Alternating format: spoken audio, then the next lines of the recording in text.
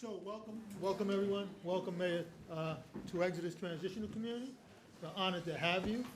I want to also welcome our councilwoman, who we love so dearly, Diana Ayala, who's been a champion at closing Rikers and has just showed me the video of the protest. So thank you for all that you're doing.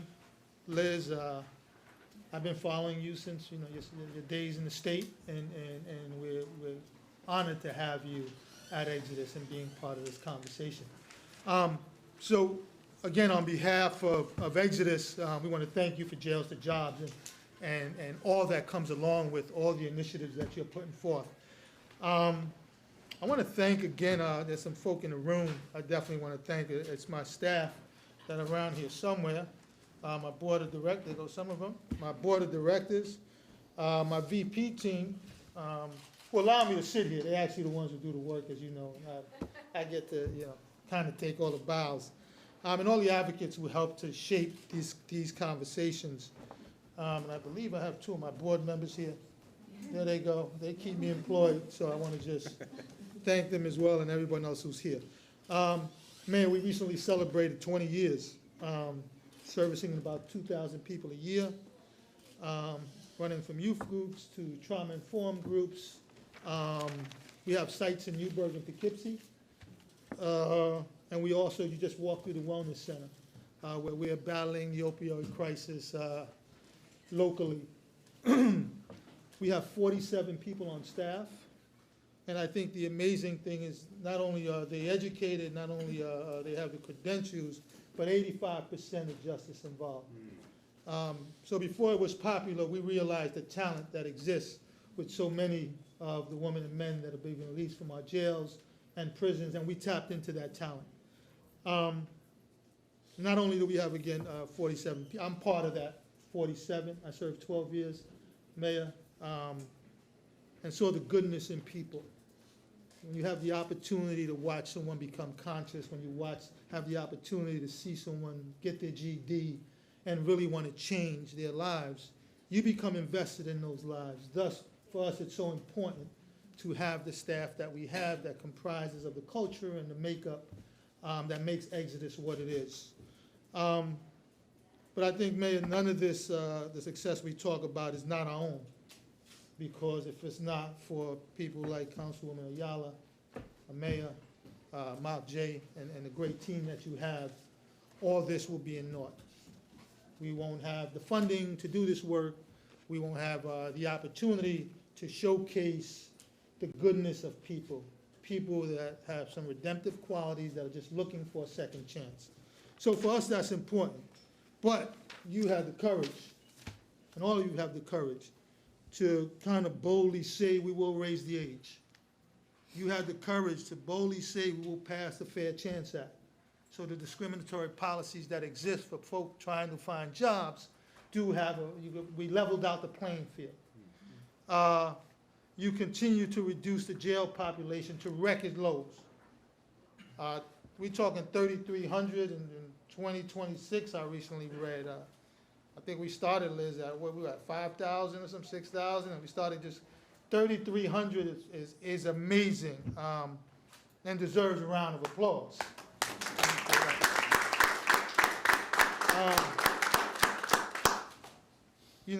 You created a smaller, safer, fairer, more humane jail system. You'll hear some stories about some Rikers Islands and the atrocities in the past that took place. So to look at bringing that down and creating something new makes all the difference in the world to all the New Yorkers. And we're proud to call ourselves New Yorkers. And these reforms, I'm sure, weren't easy. I mean, I sort of push back. Councilwoman, I see what happens daily. But yet, we stood in the gap. You stood in the gap and said, we know what's right. And for this, you have made New York City the safest big city in the nation. I want to say that again, because I'm sure folks heard it. You have made New York City the safest big city in the nation. And Exodus thanks you, our community thanks you, and our city thanks you. Thank you, brother. Thank you so much. Thank you. Julio, I just want to tell you it's very moving to be here because it is a place that's all about redemption. And, you know, we talk about redemption in our society. It's a whole different thing to practice it. You practice it here. You practice what you preach. And it begins with your own story, which I, just want to honor you because it took a lot of strength to overcome and then decide that you were going to devote yourself to others. And it's been 20 years now of you helping other people back on their feet and in the right direction. And that's amazing. That's amazing. And it's not, it's the kind of thing, I wish more people would know about stories like this. And what you said, because we stop and think about it. Yeah, of course, that famous phrase, there but for the grace of God go I. There's a lot of people ended up incarcerated because they made a mistake, had the wrong influence in life because of a crisis. Could have happened to a lot of other people too. It did not make them less human. As you said, there was a lot of good. And our job is to find that good, tap that good, help people in all the ways we say we believe in our faiths and our, in our beliefs to find the good in themselves and get on the right track. And you've done that. And you've done that for so many people. So everyone, let's thank Julio.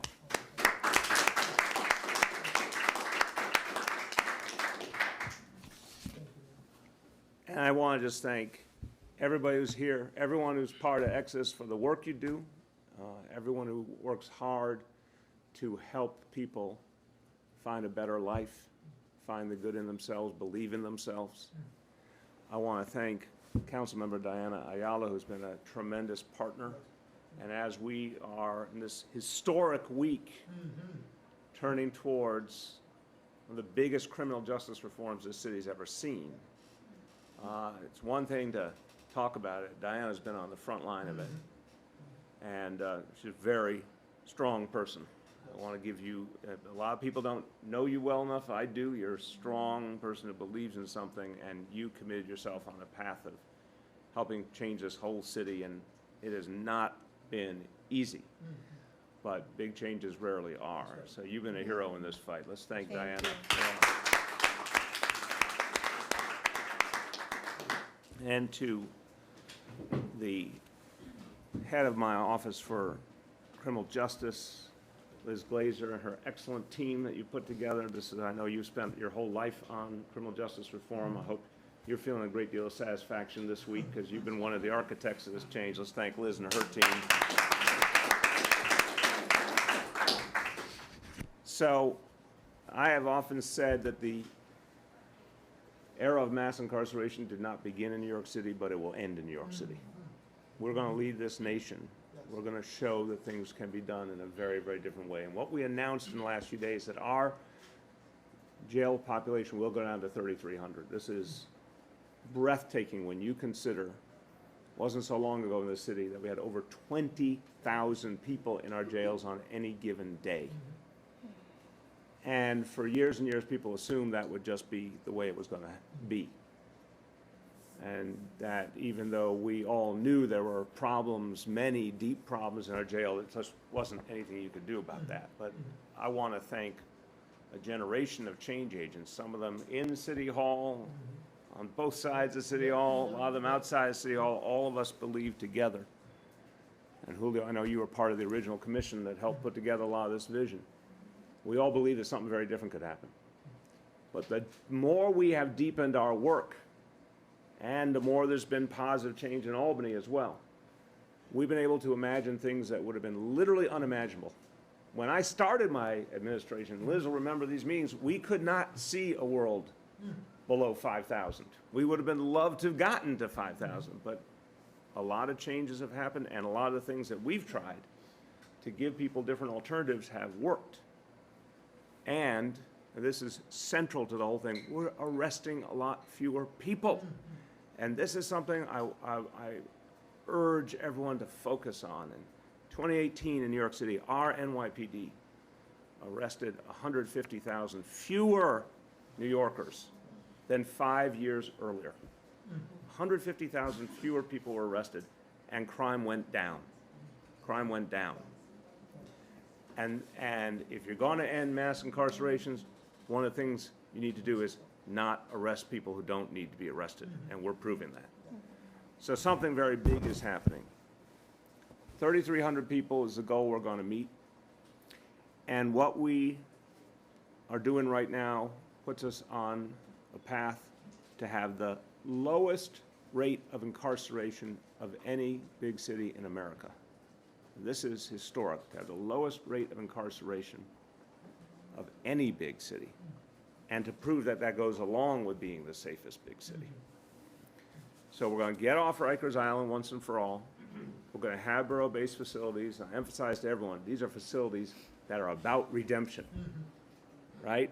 It is not just about new buildings. It's not just about getting rid of the old bad buildings. It's not just about making the buildings closer to the courts, closer to family members of those who are incarcerated. It is building buildings for redemption. Humane spaces that help people on a pathway to something better and are much more fair for the people who work there as well, who do such important work. So that's what we are doing with the actions that will happen this week. And when I say redemption, and Julio, you started talking about, but we're going to hear from everyone in a moment. Redemption is not just a word, it is people's lives, it's people's stories. And everyone here knows that word redemption, you can put it in very personal terms. And talk about what it's meant for you and what it's meant for your whole family. And we want that for everyone. We want that idea. We all believe in second chances. We need to make sure everyone gets that second chance. Because when you give someone the right second chance, you'd be amazed how many people take it and do the right thing with it. And it means doing the things that should have been done a long time ago, like when someone's getting ready to leave the justice system, answering the basic questions. Where can I get a job? How can I get back on my feet? How can I pay the rent? How do I take care of myself?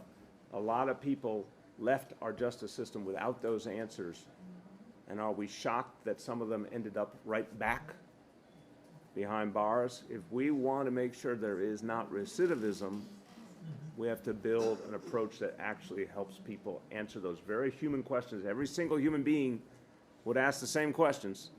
We have to be there with answers, and that's what the plan that we are voting on this week will allow us to do. So one of the important things, and we're announcing this today, as part of the plan that we've worked on so intensely with the City Council, I want to say, you know, it's really important for people to recognize this City Council has done something that a lot of people who are in elective office would not have done. It's as simple as that. I want to give Speaker Johnson credit. I want to give Speaker Mark Viverito before him credit. And I want to give the 4 council members, including Councilmember Ayala, credit, where these facilities will be, their districts.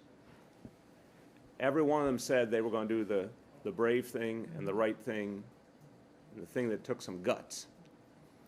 I think we all know that sometimes people in political life don't make that choice.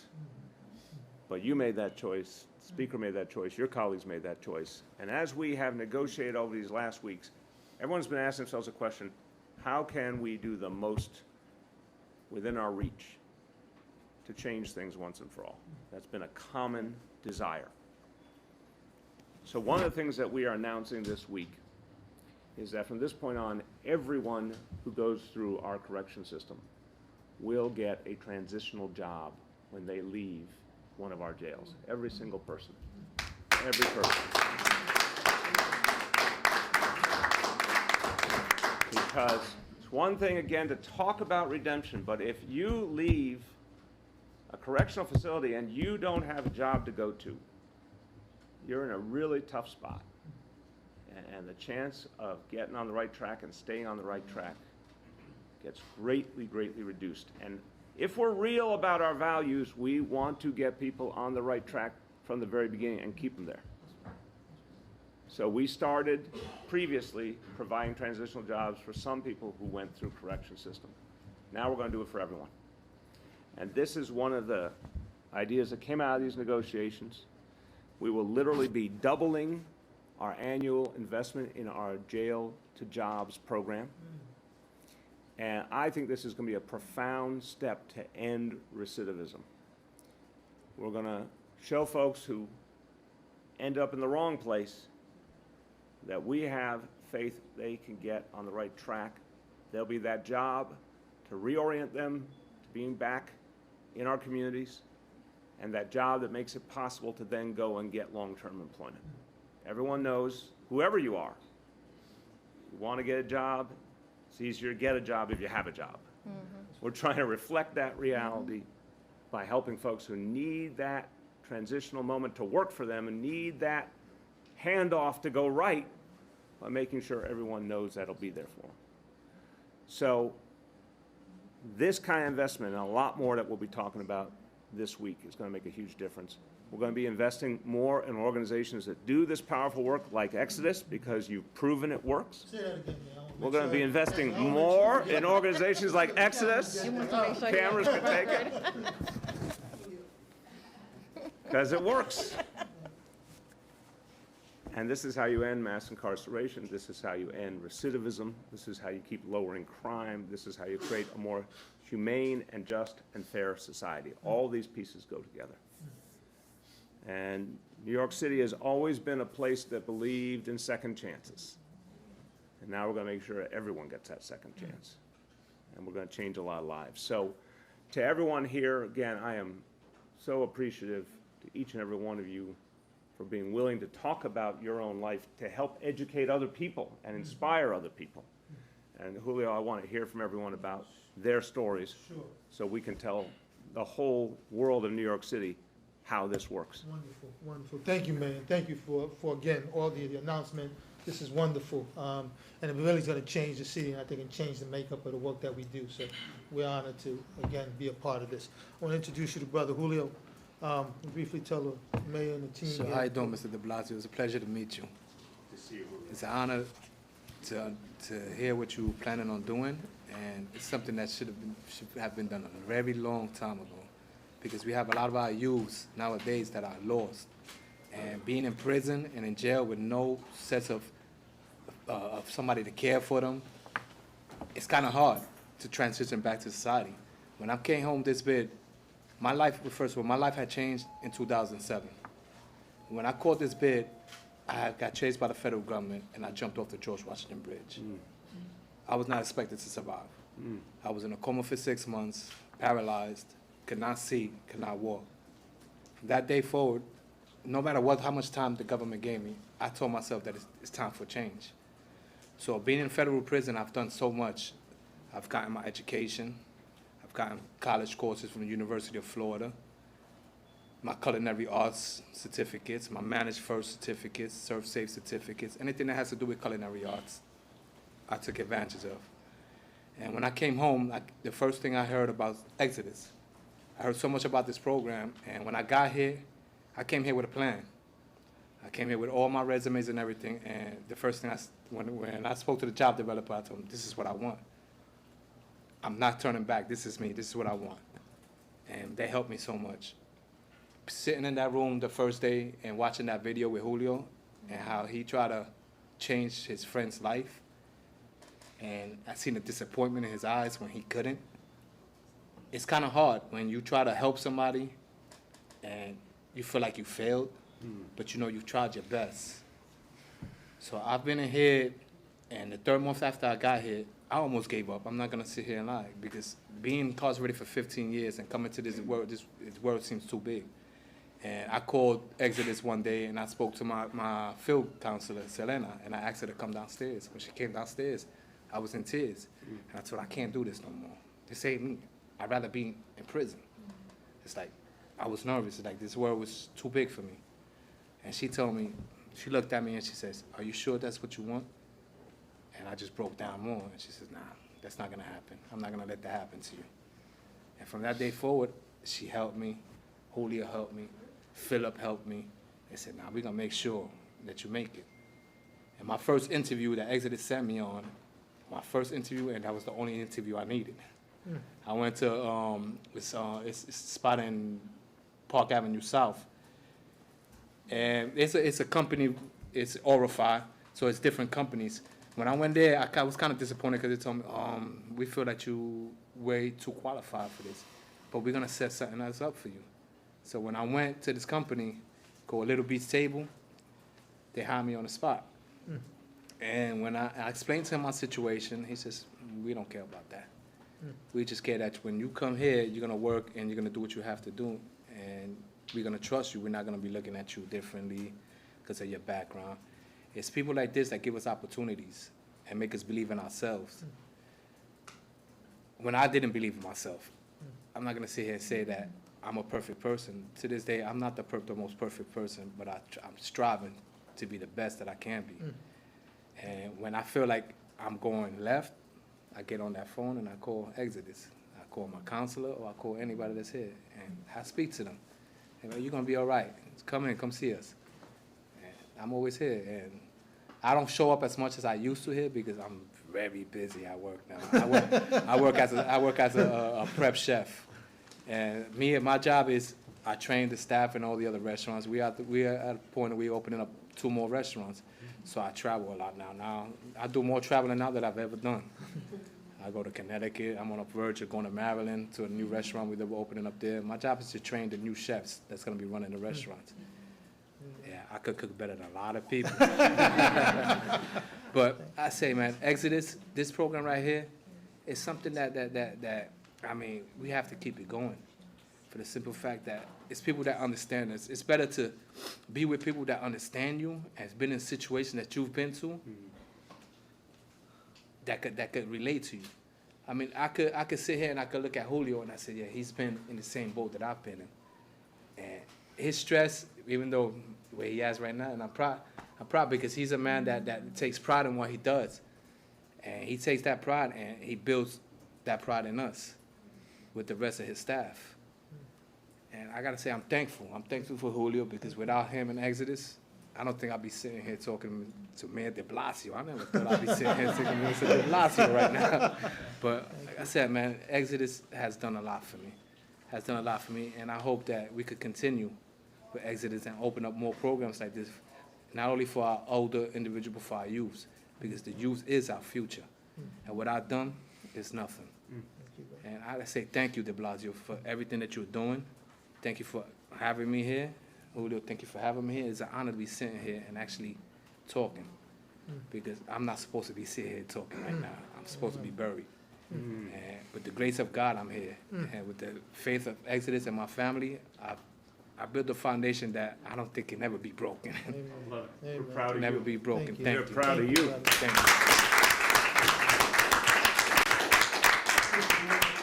you. Briefly.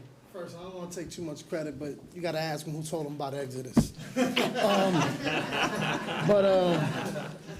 say who told him how to cook? Nah. I might have taught him how to eat, because, I love doing that, but not about cooking. But besides that, I myself, I was one of the recidivism type people.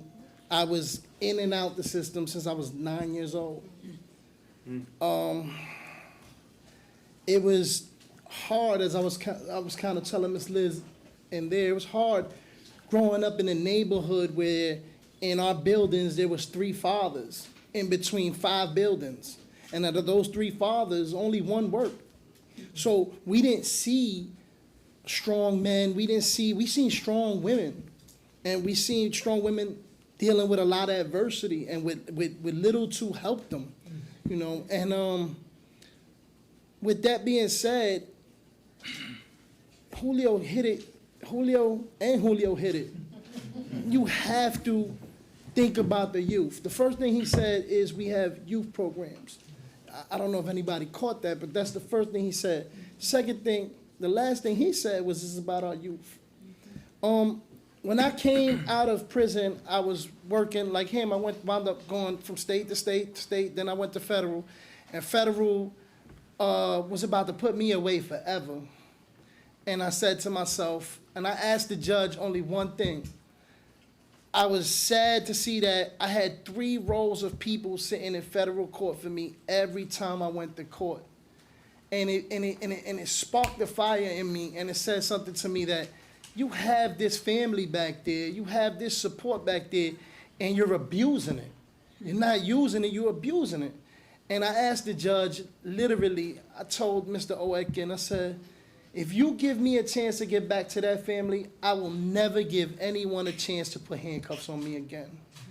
And I was working the reentry resource rooms in federal prisons and seeing how there was certain programs and then the information we're getting is outdated and you're coming home and you're lost. I came out wanting to go into HVAC because I did it for many years while I was in prison.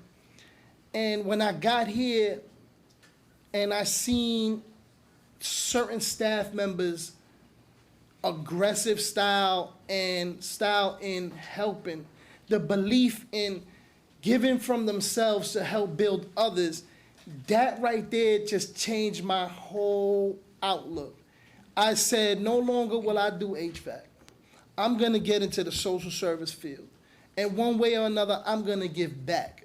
I damaged my communities and my families way too much in the past, and now it's time for me to rebuild and restructurize something that's stronger than everything that I had destroyed. I work for Help USA. I'm a housing specialist. I love my job. I'm at work like 24 hours a day. My phone goes off. I got realtors calling me at 12:30 at night on my day off.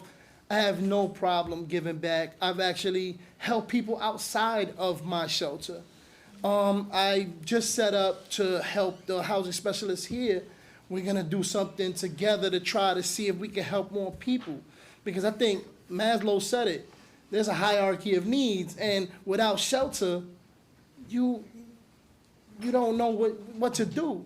You're saying that people are coming home with a job, that's meeting one of the other 5 needs. And that's something that if would have been implemented or in place when I was going through, maybe it would have been a different way. But like I tell people all the time, my grandfather told me a saying a long time ago, we spend half our life digging ourselves under stuff, right? And just for lack of words. And then the other half, we try to dig ourselves out.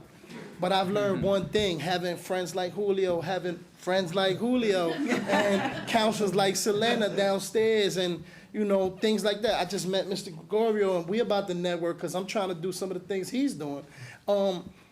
Having a bunch of people to help with them shovels, it makes the light load just move so much easier. It's great that finally things that I knew should have been happening in the system are happening, and you're at the forefront, Miss Ayala, Miss Liz. I truly appreciate y'all for that. Julio, I appreciate Julio because I seen his video, right? And when I seen his video, one of my closest friends was actually a member here, and he told me about this place. And I came here and I hit the ground running, and I just haven't looked back. And my ultimate goal is to actually open up one of these myself. I want to open a nonprofit, but I want to work with populations from 11 to 19. As I said, my first stint, I was 9 years old, I was a kid. So to see what I went through and to see where the gaps are, I want to try to fill them. Because if we could plug every single hole, the ship will never sink.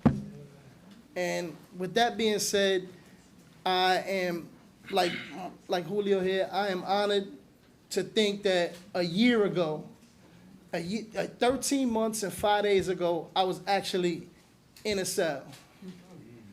And now I'm here with the grace of God and my job for giving me the time off just to be able to come in and do something greater for our population.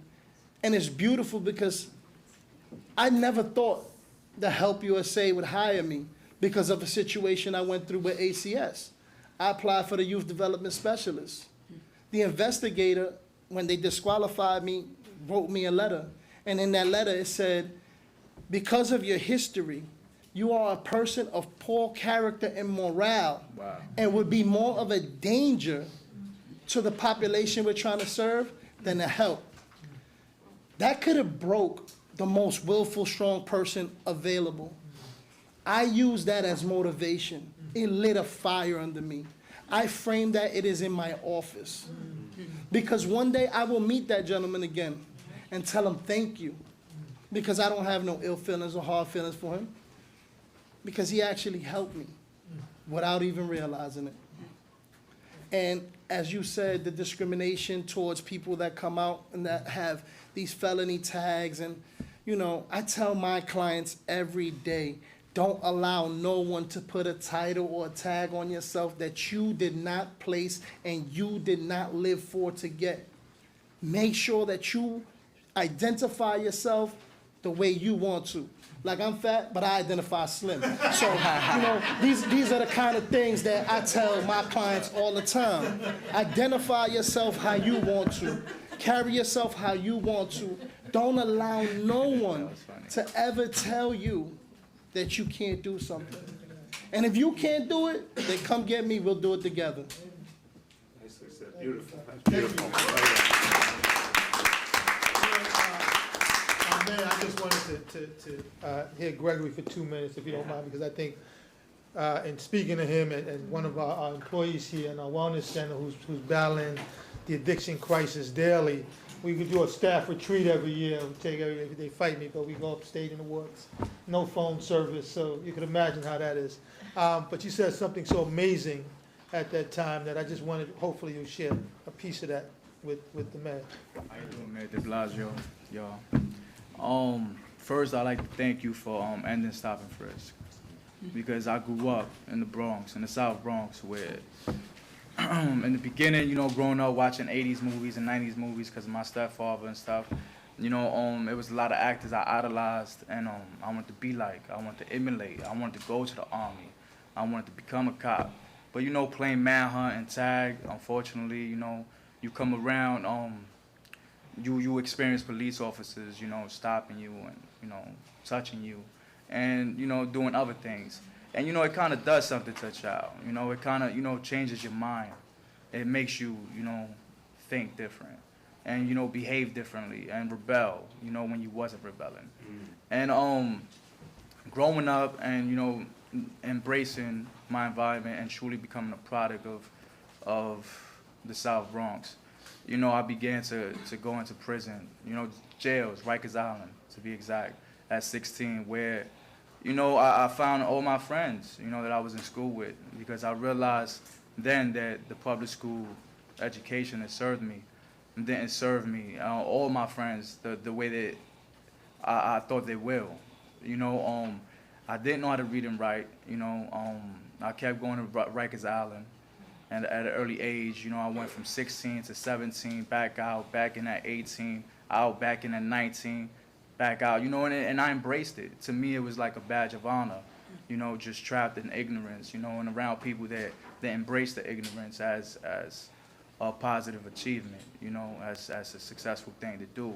And I continued, you know, and I continued to go on, not knowing how to read and write, you know, made it all the way to high school, to the 9th grade, not knowing how to read and write. I don't know how I was passed all those years, but it happened. And eventually, you know, when my mother passed away, and you know, it did something to me, and it made me question life. And I did negativity, you know, to you know, I chose a crutch, a negative crutch, which was drugs. You know, I'm not gonna elaborate on what drug I was utilizing, but I was, you know, under the impression that drugs made me heal the pain.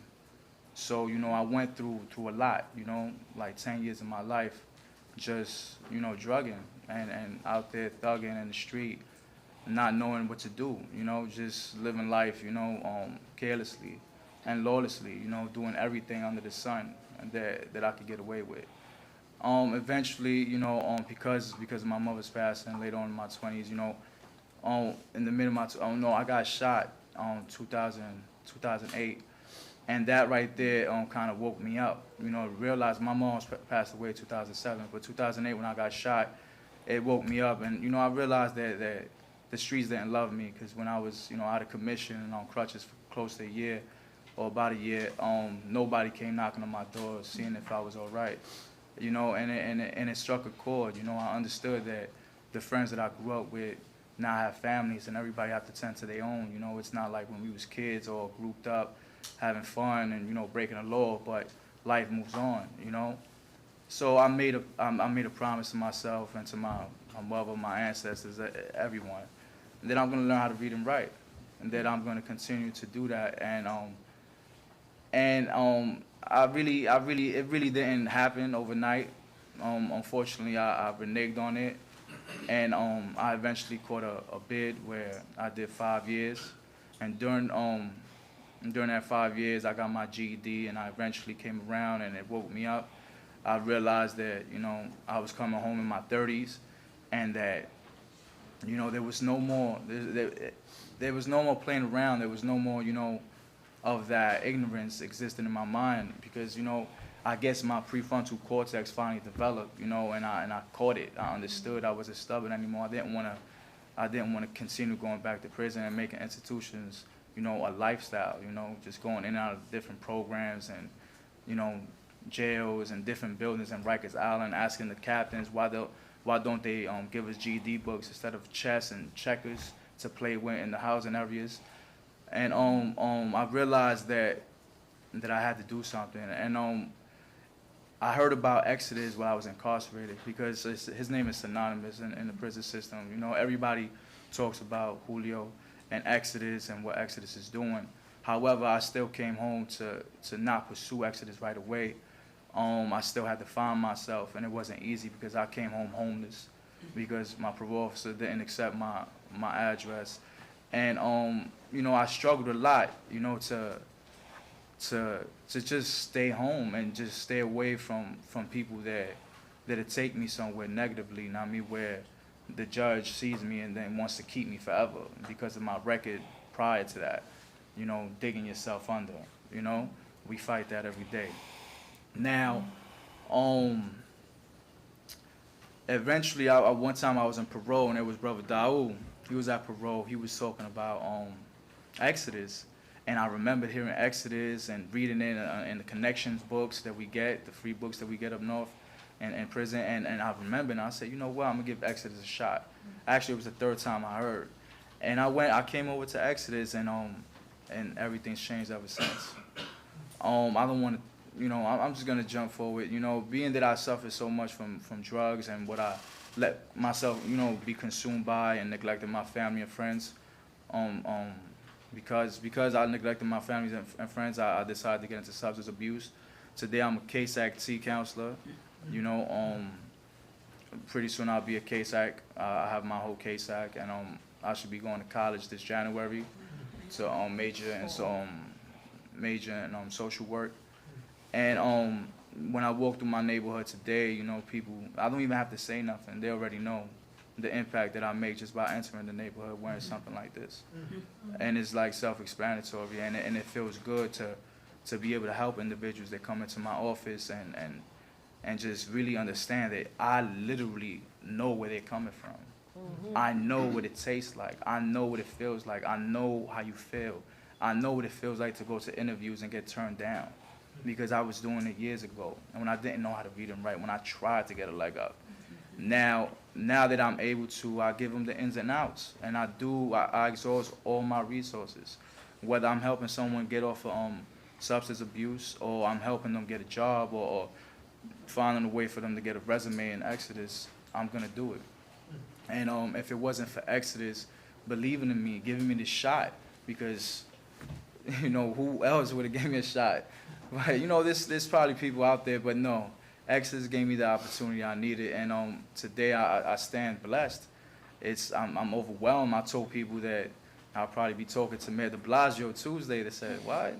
Like, are you all right? Is that something from back in the day? Now? Like, are you still under the influence? I'm like, bro. And I'm like, yo, I don't know. Maybe it is. So I'm just, you know, it's just so surreal right now, you know, to be here, just looking at you and understanding what you guys do for work, and Counselor Ayala. And it's just, wow, I don't know what to say. I'm at a loss for words. I just want to say thank you again for ending stop and frisk, and thank you for what you're doing with Jails to Jobs, and thank you for coming to Exodus. Thank you. Thank you.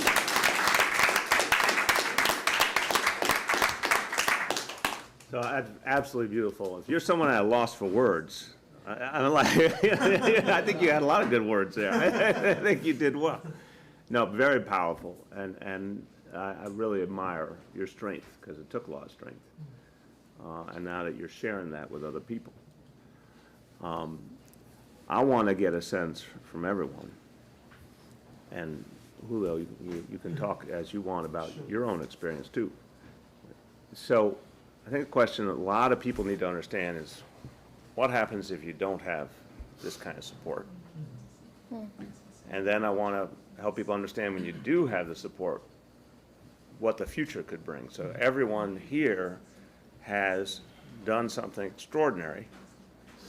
And I want people to understand the difference between what might have been and now what you hope to do going forward, so we can show people that difference when there's that help there. So why don't you start? And I think the supports, and it's not only at Exodus, right, but throughout New York City and throughout the country when we think about the supports.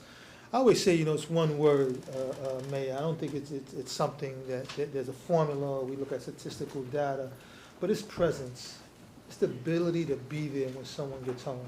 It's the ability to meet that person at Rikers and tell them, they look in your eyes and say, we're really here for you. I always say, people who've gone through prison and lived a lifestyle prior to that have that ability to discern immediately, right? They know if you're a cop, they know if you're this, they know, right? Immediately they have this ability to discern. They know if you're telling the truth or not. They know if you really mean that you're going to help them. And I think it's something as simple as just being present when someone is there, being present. And we run programs, by the way, in Green Haven. Of course, we had the Jails to Jobs on Rikers Island, and we're running a program pretty soon in Bedford, and we do some work on Sing Sing as well as Otisville. They know we're there. They know we remain connected to the issue and we care. And I think that's just so important. It's, if the funding happens or not, we want it to happen. But if it didn't happen, we will do this work. We will stand in the gap until someone continues. When we started this work, there was nothing there but an idea, and I was called everything but crazy and idealistic and everything else. But when I met men inside, and I met the goodness of men when they transform their lives, when you talk about redemption, when I see people after 10 years say, oh my God, I got to be here another 10 years. When they wake up, when you hear the cries at night, when the cell doors lock, what did I do? Unfortunately, there are not cameras there to capture that. All we capture is that person going in at 17 with the grin on their face, and it's unfortunate. I got to see part 2 of that story, and I know part 2 is a good story. It's a story that you've heard today, and it's a story around presence. It's a story around being there, standing in the gap, no matter what it is. They know there's a place to come at Exodus. So I think for us, Mayor, I think if there was one thing that I can say that is the key to the success here, is being present in someone's lives in a way when they look at you, Liz, they know Liz cares about me. Liz cares and knows what I'm going through right now. And I think that's what we've been able to create at Exodus. That's a fact. I actually got my acceptance letter I wrote from West Virginia. I looked through the connections book, as Mr. Gregorio said. It's actually funded by the New York City Public Library. I think it's one of the best things that they actually funded. And I wrote to Exodus, and I got my letter. It said we cannot accept you, but when you get out, we're here. We'll definitely deal with you. As soon as I met my probation officer, my federal probation officer, I said, this is my plan of action. She was like, thumbs up, go ahead. And from there on, I was just going down this road. Like I said, I was fortunate enough. There's a few times, like Mr. Julio, I was ready to give up. And I think the one thing that I did learn, and a phrase that I've coined and I've used so much since I came to Exodus, was, how comfortable are you being uncomfortable? And being uncomfortable was learning new things, putting myself out there, hanging myself out for everybody to see and anybody to judge. And with that, I learned how to actually be more comfortable within my own skin. And I actually now am going to places I never thought. Like I said, I've exceeded things that I thought I was going to do. And that has been a beautiful thing for me. And once again, I thank my employer for taking me. They actually did a vigorous background check, but they said, we're gonna give you a chance. And I told them, you won't regret it, and they have yet to. They actually invited me to help them with new employment orientation and all kinds of things, so. Like they said, it's a village, like they say, it takes a whole community to help. And I will never not lend a hand back to the community that helped me. So where do you see yourself, I want to ask each of you, where do you see yourself going forward? Oh, like I said, within the next 10 years, I will have my own nonprofit. It ain't a I want to have, I will have. And it's gonna be for that population. Why? Because this is, I want a preemptive strike the problem. And it's not because there's not other people doing it, it's because I don't think there's other people doing it that actually live through it. How can you tell somebody what to do if you haven't done it? And, I thank everyone for the opportunity to be here today, and I thank Mr. Medina for even going out on that whim when they called him crazy for starting something like this. What about you? What do you see in the future? I see myself changing things, starting a family, raising my kids, continuing education forever continuing education, and really making an impact in my community. I've already started, but I want to continue, and I want to just expand on it, and just staying consistent. Promising myself that I won't stop. That I won't let myself give up. That I won't detour from the plan that I have today, and that I will continue to do what I know I need to do, and one day I guess I'll be 50-year-old me, thanking myself for the choices that I've done, that I've made, and just trying to help from within, because it makes sense. You can't help from far. You got to go inside, and this is the closest you're gonna get. Well said, well said. What about you, Jaleel? That question, I laugh, why? Because when I went on my interview and my chef asked me that same question, I told him, I'm going to be where you at right now. I'm going to take your seat. I'm going to take your position. He said, you ain't going to take mine, but you're going to work hard to get where you at. And, me and Vic, being at the halfway house together, we sat in our room one day and we asked ourselves that same question. Where you see yourself getting at? And we both looked at each other, and we're going to reach for the top. We're going to reach for the top, and I'm happy to see that he's there. He got a little fatter, but he's reaching for the top. But Slim, so be careful. I'm in the process right now with my brother, who serves our country very well. He's a Marine. He lives in Ohio. We're in the process of opening up our own restaurant in Ohio, a family-owned restaurant. So it's something that I'm proud of, and my brother sees a lot of potential in me. And so I'm gonna hopefully run my own restaurant in a couple of years. I love that. I want to ask one more thing and start with you, Jaleel. First of all, I think for a lot of people, these stories would be a revelation, because I think when you said it, we get the image of the young person going in, but we don't usually hear the stories of the folks who turn things around. So we only get part of the whole thing. But in your experience,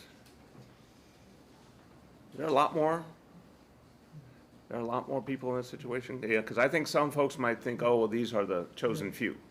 Do you think it's only a few, or do you think it's a lot? Mayor, this is not the exception. This is the norm. I think what we do is highlight those other cases, right? We have to sensationalize those things so media can follow and other people can follow. This is the norm. I could have picked, anyone who's going through the 2,000 people we serve a year, and they could have sat at this table and told you more or less some of the same things and the same challenges and the same struggles. So I think the country needs to hear these voices and know that this isn't, this is no one we should be afraid of. This is no one that's coming into our communities to hurt us. These are people that are coming back, people, right? Not ex anything or not, but people that are coming back to serve and to help. At one point, yes, were we part of the damage? Yes. But now, when we talk about redemption, when we talk about grace, when we talk about forgiveness, when we talk about second chances, the norm embodies those principles that I believe our country lives for and believes in. And I want to answer your second question. In 10 years, I hope that there's mayors like you across the country that take the initiative that I'm out of a job, that mass incarceration doesn't exist, that we're able to go about our lives with a very, very small, minute population, and hopefully I can knock on your door for a job. That's one of that. You got a plan. That's my 10-year. You're a man with a plan. I love that. I love that. Can I ask one more thing, everyone? And you can only, I want to ask you to do this in a sentence or two. Okay? I'm going to go this way, and you're going to get the last word. Sentence or two. Someone leaving jail, leaving prison today, and if they wanted to ask you how they should handle it, they ask you advice, what's the simplest thing you would say? Take it easy. Don't overload yourself. Know what you want. Continue to go. Don't let no one tell you you can't.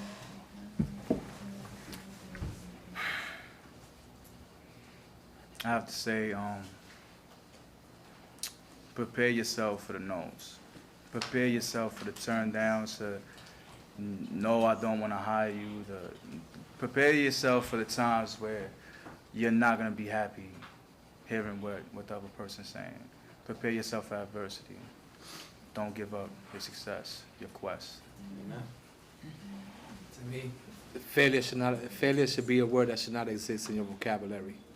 You should strive to be the best person that you can, even if it gets to the point where you feel like giving up. Never give up. Just strive.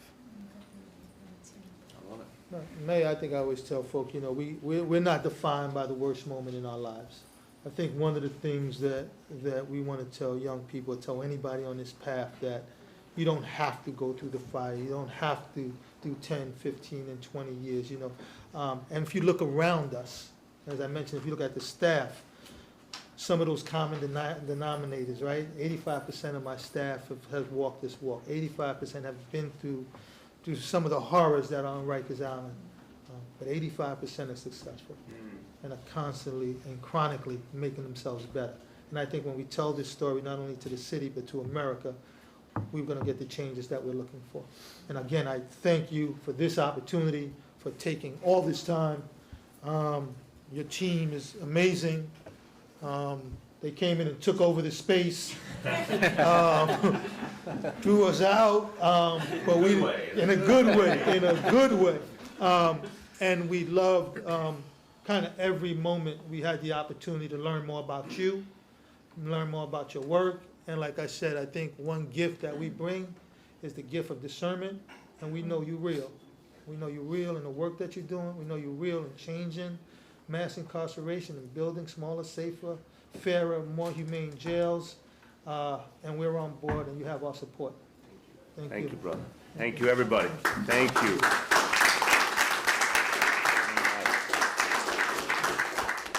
Beautiful, beautiful. Thank you.